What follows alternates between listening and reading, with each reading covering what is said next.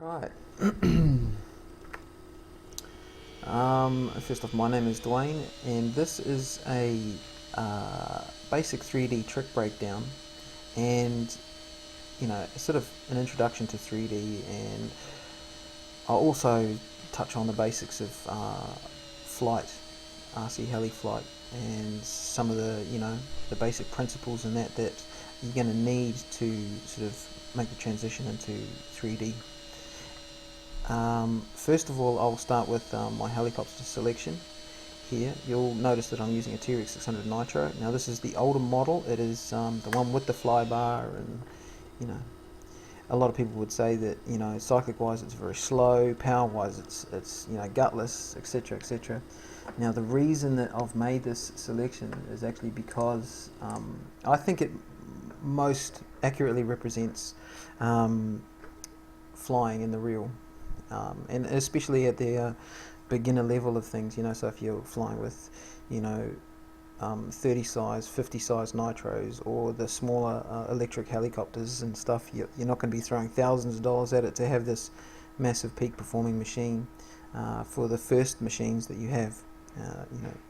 Obvious reasons, money wise, probably not too sure whether or not you're going to stick at it if you're 1, 2, 3, 4 to 6 months in. You're interested in it, but you're not sure, so you're not throwing tons of money at it, so you're not going to have a Henselite 3D rigid. It just doesn't really work that way. So I picked a machine that most accurately represents what you're going to fly to start with, something that is a little bit underpowered. It's not, cyclic wise, it's not mad fast, it won't turn inside itself, but there's also upsides to that. One, it's not so fast in the cyclic that it's going to, snap your face off, so to speak. It's going to move nice and predictably and not too quickly. And it also teaches you all of the basic skills that you're going to use to take further into, more advanced 3D tricks, by way of trading off your, collective power for cyclic speed and vice versa, depending on the trick that you're doing. So, T-Rex 600 Nitro with a flybar. Nothing really crazy, just a good basic machine. Now, the only thing that I've actually changed on this is I've reduced the flybar cyclic interaction down to 0. I'm not sure whether it was just a combination of my computer and my radio. I'm using Spectrum DX7, but at the stock value, which is 50, this thing was absolutely ridiculous. I mean, my T-Rex 600 Nitro does not wonk out like this. It just doesn't. On a straight elevator input, it just doesn't do it. So, hence I edited the thing and I dropped the cyclic down to 0. Easy as that. And the other thing is, I think there's probably a wise idea to do the same thing. What you want to try and do is have the perfect setup so that that this machine is completely trustable right from the word go. It's not going to do anything strange or unpredictable unless you blow the tail out, because then what you're going to be looking at is any failures in the way that the machine is flying is because of you on the sticks. And I think it's probably one of the biggest keys is making sure that your inputs on the sticks are decent. It's also another good point for why you should choose a machine that is a little bit slower on the cyclic, because if you have something that is ridiculously quick, the Henselite 3D rigid, say, I mean, that's just stupid to be honest, but cyclic wise it's so quick that it's too easy for you to overcorrect, and you need to put in expo to sort of slow the cyclic response down, because your inputs around center stick have to be so precise on a machine with really fast cyclic that a lot of times you're going to find you're chasing your tail. It's kind of like getting sideways in a car and correcting, but you're overcorrecting, then you're overcorrecting, then you're overcorrecting again, and all of a sudden you're in a culvert, looking out the window going, what the hell just happened?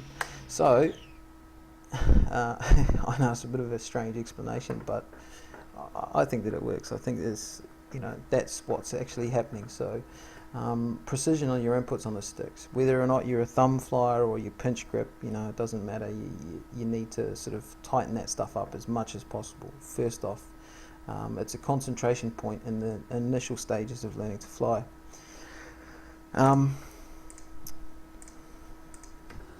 So anyway, I won't harp on about it. That's why I've chosen this machine. You can see it's a lot slower than the 3D rigid. Now, so we'll move on to some 3D tricks, the basic stuff. We'll start with some basic flight first, basic flight principles, the orientation training, all the stuff that you hate, but you got to do it. And I think once we've got through that, we'll be able to get into some of the cooler stuff. So we'll come back in just a second. Alrighty, basic flight principles. We will start with the basic flight principles. Now, first of all, obviously we'll start at the point where you've got your helicopter, you're all set up, you're able to hover the thing. Yeah? If you can get into a fairly stable tail and hover and hold the thing fairly steady, it doesn't matter if it's wandering a little bit, as long as it's within a couple of meters sort of circularly underneath it that you're wandering, then you're doing alright. And orientation training. All of the orientations, all four of the orientations. Tail in, tail right, nose in, tail left, back to tail in. You've got to do all of those. One of the things that I actually suggest that you do is, I know you need to practice these things, quite a bit, but when you're on the simulator, when it comes to the simulator, I wouldn't put in any more than, sort of say 20 minutes of doing that kind of stuff. Any longer than that, you're going to drive yourself nuts, and it's just not going to be fun anymore. It's sort of part of the appeal of the sport is the idea of freedom to fly around. So when you're on the simulator, do it for a little bit, practice it, try and get used to it, really put some concentration into it, but then bust out and do all sorts of silly stuff like you're supposed to. It's a simulator, the crashes are free, do it, have some fun. But with orientation training, in front of yourself, definitely. Now I would suggest that a lot of people say, take it up really high and do this, but your perspective of the machine is crap when it's like that. I mean, get used to what you're actually going to be seeing, which is probably about head height and not too far away from yourself. You're going to be something like this, I guess, out here, for your orientation training. Now directly in front of yourself is probably point number one to start with, but you should also, the perspective changes just a little bit, being the same sort of difference out to the left and also out to the right.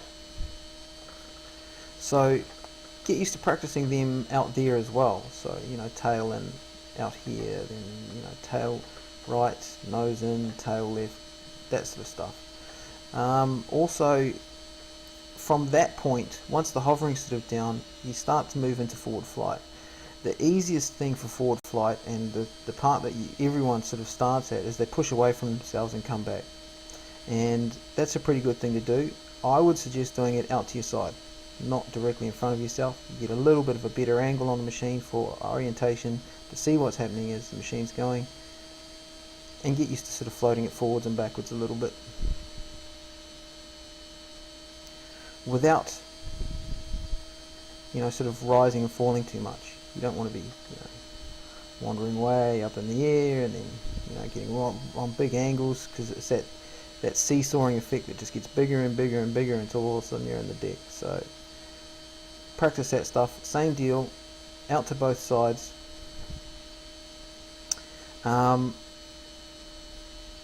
After this, side in training is sort of next. Side in hover training.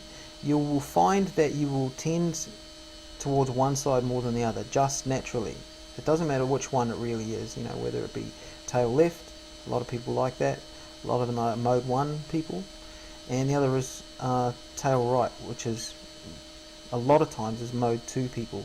You'll notice that people like Lucas Reaver and Alan Szabo and Tariq Al-Sadi, they like the tail to the right. They do a lot of their tricks out to their right, and even when they're doing tricks out to their left, they like their tail to the right. So it's just a mode 2 thing, I guess. A lot of people actually do it, and then mode 1 people tend to be exactly the opposite. I think it's that whole left brain thingy, left hand, etc. Because a lot of people who are mode 1 are left-handed, and a lot of people who are mode 2 are right-handed. Clockwise, anti-clockwise circles, etc. That kind of carry on. Anyway, so side-in training. It's basically the same sort of deal. It's just hovering side-in, that sort of stuff, moving, to your right, then to your left, aileron a little bit, moving forwards and backwards. Same deal as the hover stuff. And then you're going to start pushing it out and getting into some stall turns. It's a natural progression of things. I think it's probably the right way of doing things is to do those things first, and then get into some stall turns. Once you're into the stall turns, they should be fairly straight and in line. And on the simulator, I like to use a field that's like this, or like the Moscow RC Club, because it has a runway on it, and you can see that it helps with orientation for the direction of the machine. So I use these for my training, and when I'm running an online session, I pretty much always have one of those fields up, is the field that I'm using. Stall turns. Just a 180, tucking out at the bottom. Now, one of the things that at this point in the learning curve is collective management, and you're going to hear that term a lot, and you'll hear it at the field, at the club, etc. You'll hear it or see it, read it on websites and that sort of stuff, on forums and that, people talking about collective management, cyclic management. These are very basic principles that you need to grasp early on. And it goes back to what I was saying earlier about knowing where you are on the sticks, being precise, having your movements precise on in your inputs. So when you need to be at 0 stick, like we'll go back into the stall turn, I'll just flick around and we'll do it out the other side. When you're heading into your stall turn, so you're coming across, you're pulling back elevator to rise up in the air, and you go back to 0 stick here and let it fall. You need to make sure that you are at actual 0 stick, and I'll show you what I mean. If we go up here and I'm starting to pull a little bit, see it's wandering, you need to make sure that you're at 0. So if we do that again right in front so that we can see what's happening, we want to be able to see it go up, not move forwards or backwards. Just sit nice and still. 0 stick on your collective.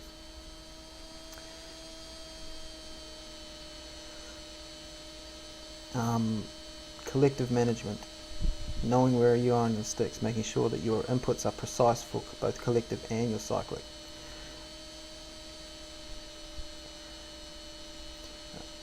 I think with the stall turn stuff, learning to pirouette in both directions, do your 180, like I say, depending on what you are, mode 1, mode 2, doesn't really matter. There will be a dominant side that you tend to pirouette. Now with mode 2s, that tends to be anti-clockwise. I think it's partly to do with the radio itself. It's easier to pull your fingers, if you're a pinch gripper or thumb flyer, it doesn't really matter, to the outside of the radio body, from center out. It's easier to pull the stick out than it is to push it in. Getting a bit carried away. And I think that's probably part of the reason that mode 2 flyers tend to do their stuff in the anti-clockwise direction, like their pirouettes at least. So try and get used to those as much as possible. There's also being able to change into the different orientations and get your corrections right for different store turn passes or straight line passes inside in is that, you know, being able to wander with your tail in like this nicely and control it and slow it down and then come back the other direction. Also things that you should be practicing.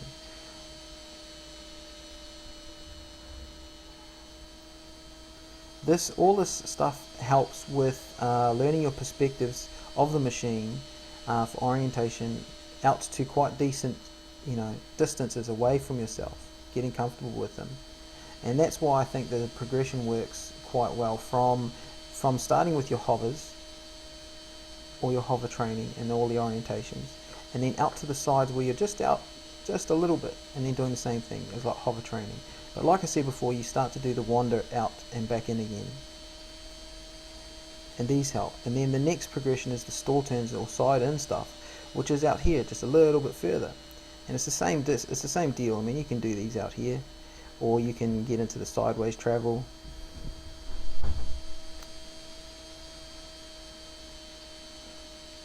So that basically is that stuff. It's the basics. So like I say, not knowing at what point through your learning curve you are, that hopefully covers off a lot of the basic stuff.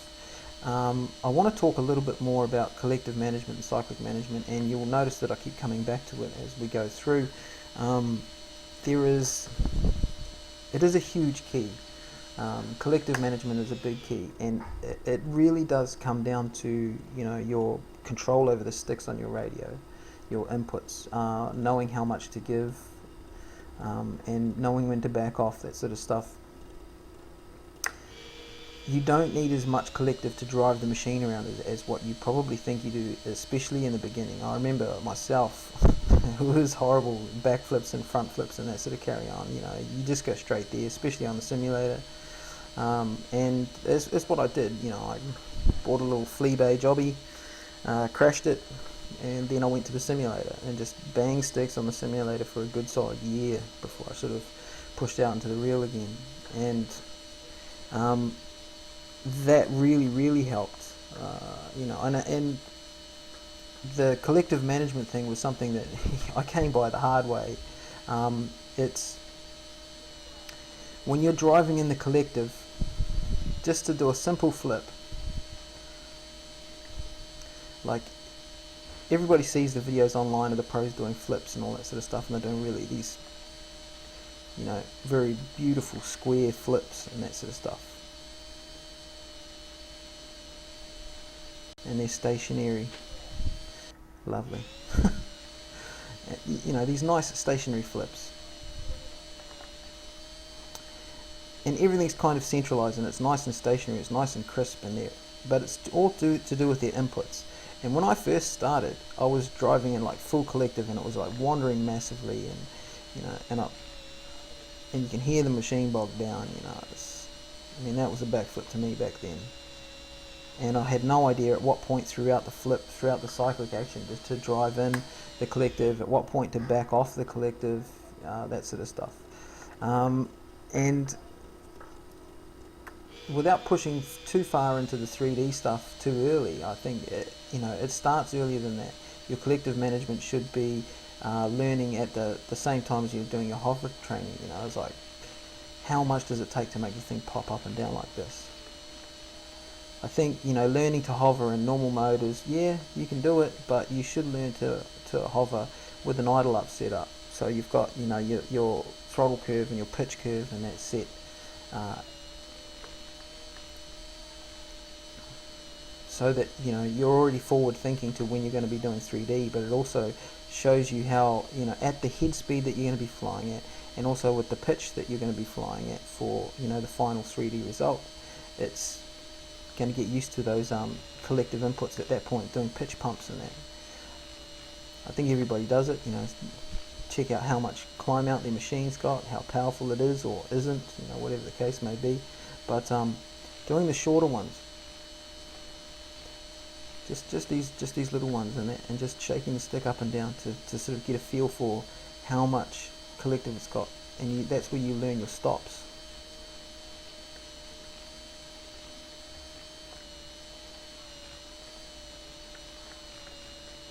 those stops.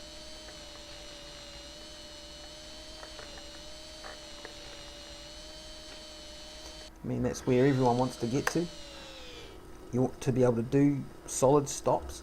I mean, I still, you know, it's something that never stops. You never stop learning it. You never stop, you know, trying to get it right, trying to perfect it. I mean, I still try and get it right now. And it's something that if you start early, it will help you no end, you know, a little bit further down the track. Collective management, getting your collective pop rights, being able to read how much input you're giving for any different, you know, maneuver that you're doing, whether it be just simple stuff like those, you know, side to side passes with stall turns at the end, making sure you're hitting your zero stick, you know, on the collective. Cyclic stuff will move into a bit later on, but hopefully that covers off the basic stuff. If I've missed anything and I think of it later on, I'll probably chuck it in there. You know, I'm a bit random, but you know, hopefully this is helping. Be back in a minute.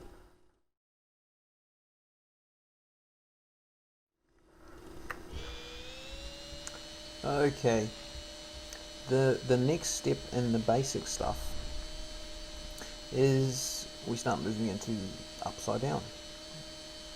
And it effectively works the same way as up the right way, I guess.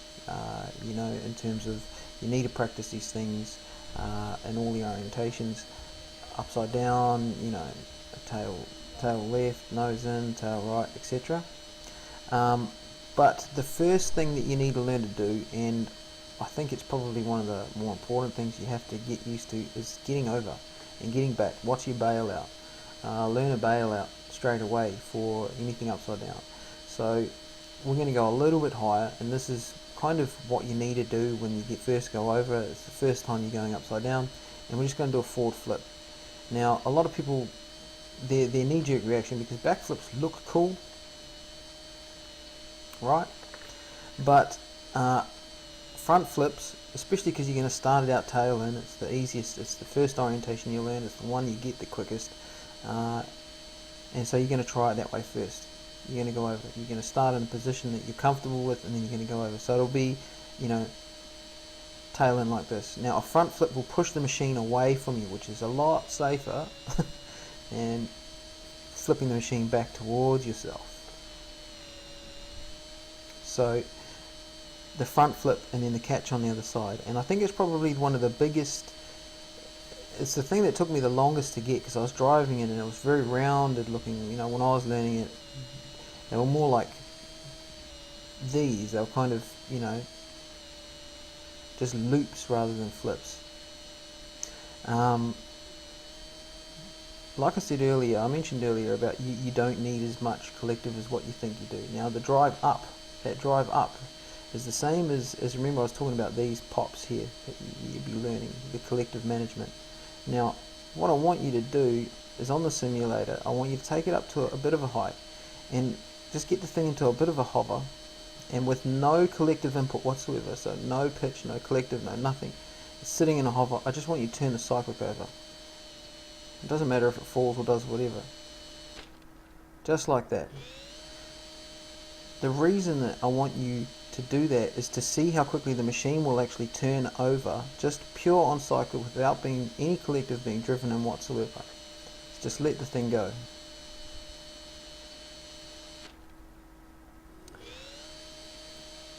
And then you can read how quickly the thing's going to fall, so you know how quickly you need to give your negative input to catch.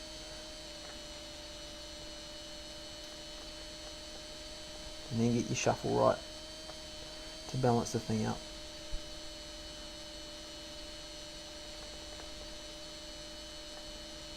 That's the first thing, that is the very first step in going over, I think. And away from yourself, forward flip. And because we're trying this on the simulator where you just get it over and just see, so you can catch it.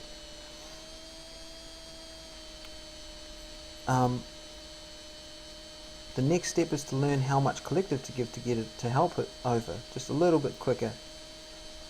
Just so that it goes up from the height that it's sitting at in the hover, and then over and then the catch.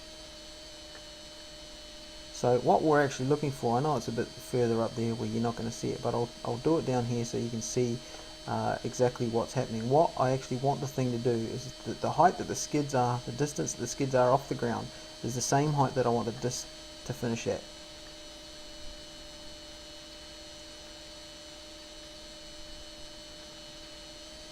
So we're just driving in just enough collective to do that.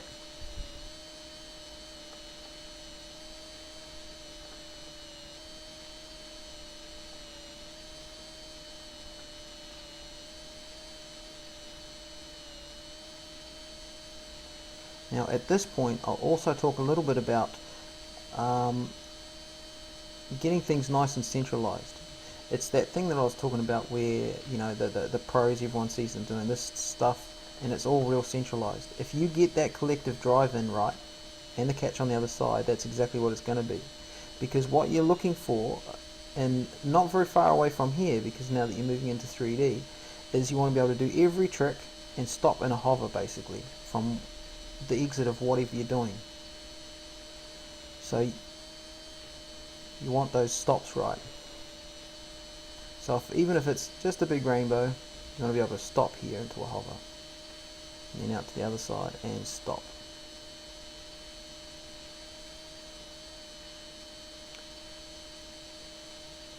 That's the precision that you're looking for. That's what you're chasing the whole time, and that's going to come by way of that collective management, cyclic control, and, you know, being precise on the sticks with your inputs. No matter what the input is that you're giving, make sure that it's just that input. If you just want an aileron input, you know, focus on where your fingers are on the stick and just pull in just aileron, because otherwise you're going to start getting your own cyclic interaction going on, and you're going to be chasing out the machine's cyclic interaction, so you need to tidy up your own.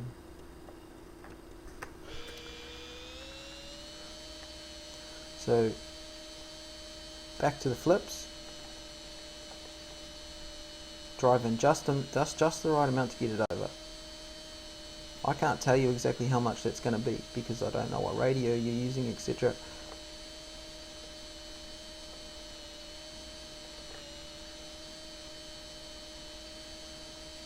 And just start them like this until you get used to them, until you can get them very square and centralized and without wandering too far away from yourself, so they're not all round and, you know, going away and coming back. And because we'll talk about those more advanced stuff that you're going to learn to drive the right amount of collective to actually do that on purpose, to drive the trick around through the air. How to learn to read lift properly when you're on the various angles, because it's all very practiced stuff.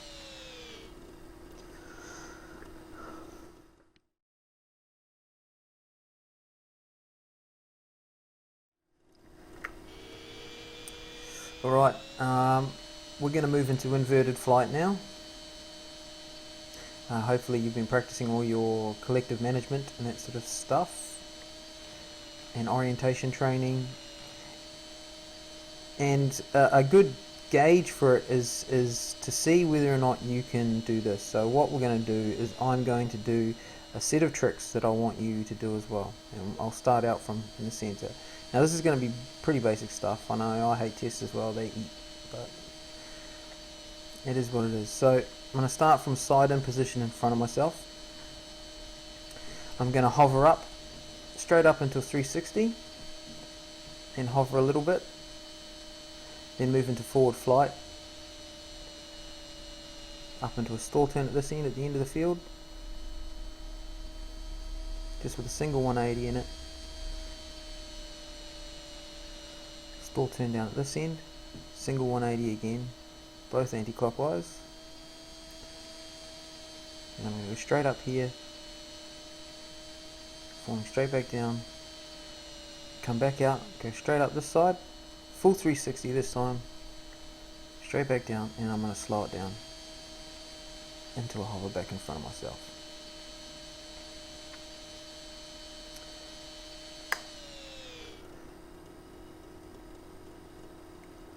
Alright, so try that one out, and if you can do that, then you're ready to move on to the next point.